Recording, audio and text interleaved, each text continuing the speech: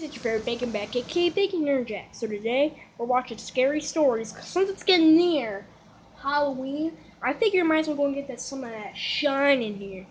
You know what I mean? Some of that good old shine. When we got there, we were alone, or so I thought. The sky slowly got darker very early, Oh my as it was god. winter, I'm just thinking about leaving the and video. as it got darker, they shut on the street lights in the playground, and that was when we saw this late 30s to early 40s male with black, curly, long hair sitting on the park bench. You guys know that TV show Henry Danger? I'm gonna go ahead and imagine that Jasper guy in black hair. Us. He was rubbing himself down there as he just gawked at us. My heart slowly dropped as I saw him, and I grabbed the little girl by the hand and got her off the jungle gym. I pulled her close to me as she didn't know what was going on. She kept asking why we were leaving, and I kept shushing her. As we reached the sidewalk, I glanced back, and the guy was gone. I felt calm, but a little worried at the same time. As we reached the next block, I heard someone step on leaves. I looked back. Wait, and what? It was the guy. I'm sorry guys, but I gotta kick this one out. What's this?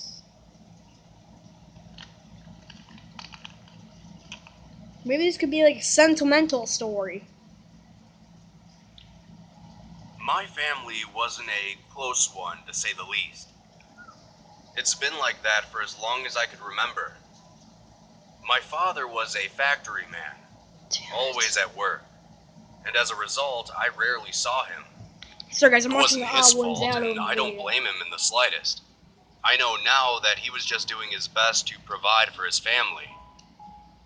My mother worked as well, albeit not as much as my dad. She was a Sorry cosmetologist, guys, and she worked the morning Morning. shift during the week. She'd be home in time to cook my brother and I dinner in the evenings, but that was about it. That leaves my brother Michael. Michael and I Let's were go and never imagine very Michael from close from the GTA 5 beginning. here. He was born a few years before me, and as a result, we never really connected. Michael always seemed to have other interests. He's robbing banks. While I was playing with Legos and action figures, he'd be That'd be watching me. sports in the living room. Whenever I'd ask him if he wanted to play, he'd just brush me off. Then, as I grew older, I began to watch more TV while he was off chasing girls. It always seemed like I was 2 steps behind my older brother. I'd often ask him if he wanted to hang out, but not many older brothers want to hang out with their siblings. We grew more and more distant over time. He graduated and went off to college while I had just started high school. By the time I was Dang, finished, so he had like already moved gotten his on. bachelor's degree and had moved himself into an apartment.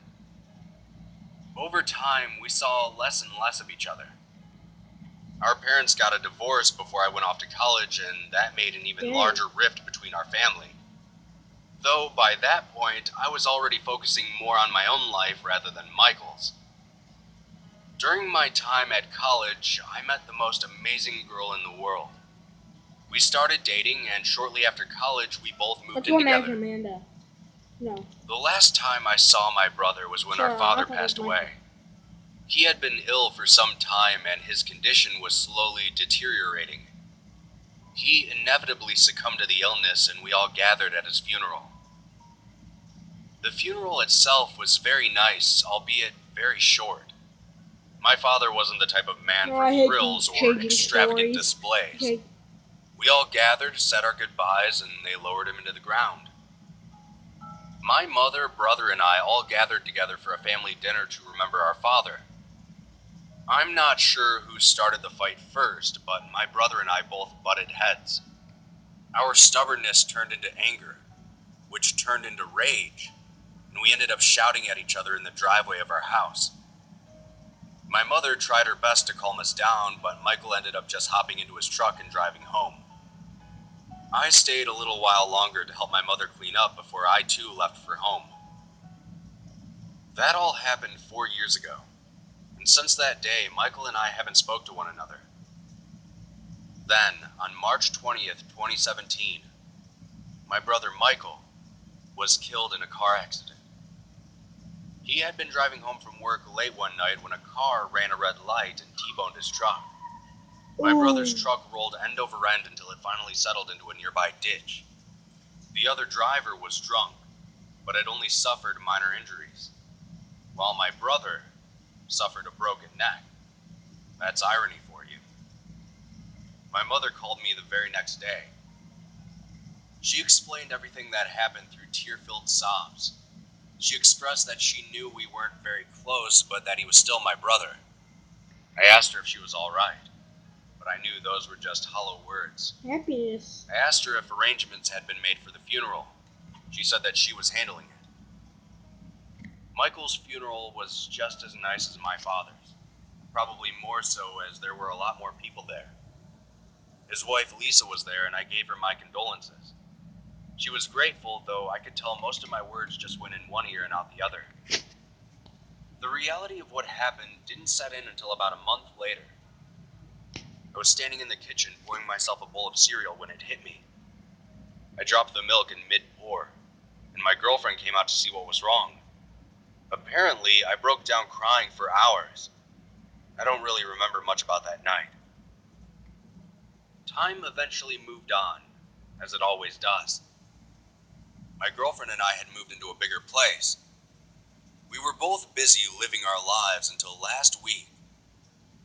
While I was at work, my phone buzzed in my pocket.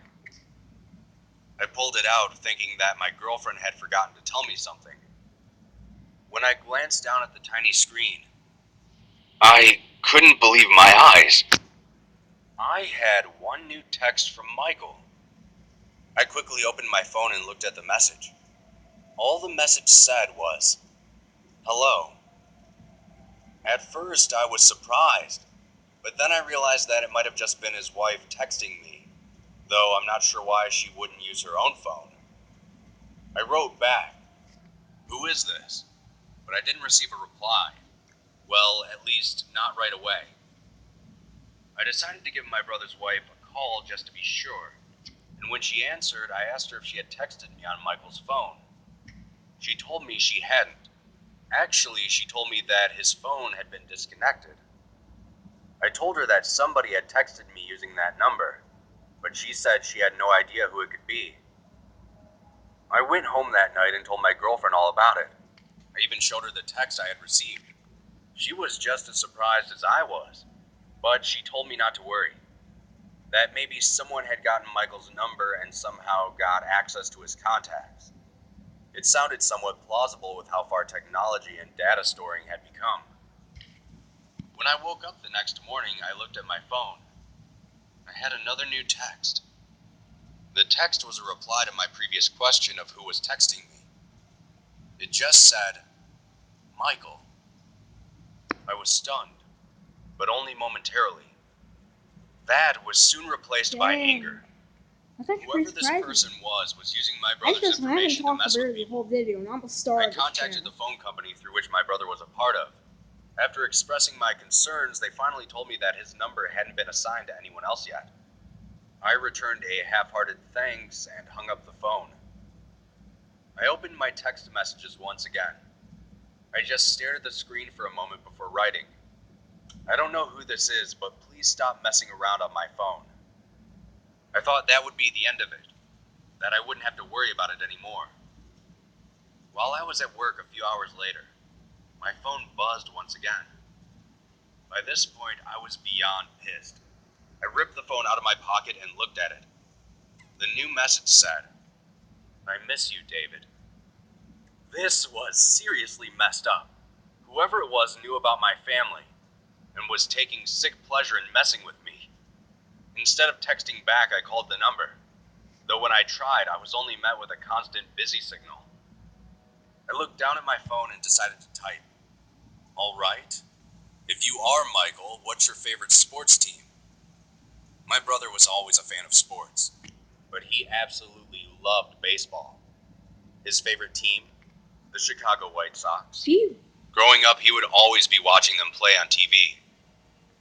I waited for a reply for the remainder of my shift at work, but I didn't receive That's all anything. Bengals fans like, oh no, I fallen wasn't sure Bengals what to make brother. of this whole situation, so I just tried my best not to think about it. Then, the next day, my phone had a new message waiting for me. I smirked, wondering what the message would say this time. My hands began shaking as I stared at it. White Sox was all the new text said. I was at a loss for words. I felt my eyes begin to well up as I wrote back. Michael, how is this possible? A few hours passed before I received a reply. I'm so sorry about our fight, David. Tell Lisa and Mom I love them both. I replied with, I will. Then I thought for a moment before asking, are you all right? Where are you?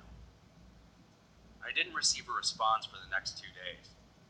I started to think that that was the end of his messages, that he wanted me to know that he was sorry. Then, 2 days ago, I received a new text from my brother. The message said, "It's dark here." Reading this message made me nervous for some reason. Alright guys, well that's Didn't it. I'm not know gonna what leave to you guys do on a or how to help cliffhanger. him. I was just about to write back when a new message appeared. This one sent a shiver down my spine. His last text said, "I'm not alone." I wrote back numerous times after that, but it's been 2 days and I haven't received any replies since. I don't know where my brother is or what is happening to him. I wish I could have had more time with him, you know? I wish we weren't as distant as we were. I wish I could have told him how much he meant to everyone around him. But, more importantly, I wish I could stop thinking about his last 2 ominous text messages.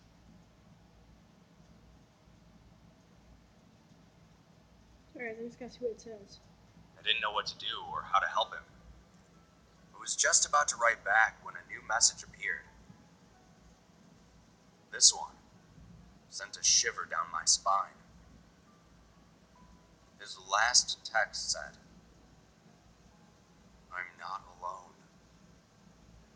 I wrote back numerous times after that. Okay, bye guys, and have a great day.